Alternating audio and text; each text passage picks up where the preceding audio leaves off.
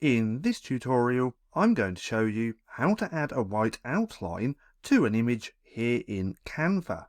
Now, it all depends on what type of outline you want to add. Now, if you just want to add an outline like a border to an image, it's going to be a little bit different than if you want to add a white outline to just a person or an object. So let me go ahead and show you both ways. Now, if we want to outline the whole image, we can simply click onto the image, come to border style just here, choose the border style that we want. We can change the color to white, and then we can also increase that image outline just like that.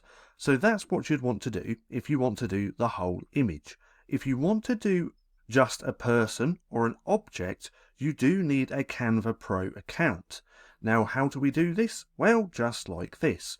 We first click onto the image, then we're going to use background remover. Now, once that's been removed, we can now go ahead and add an outline. Now, if you try and do it this way by choosing border style, that's not going to work, and it's just going to do the border on the image. So what we want to do is simply come to edit just here, then we're going to come down to shadows, then we want to choose glow. Now from here, we want to change this to white or any color that you want. We then want to turn this blur amount all of the way down.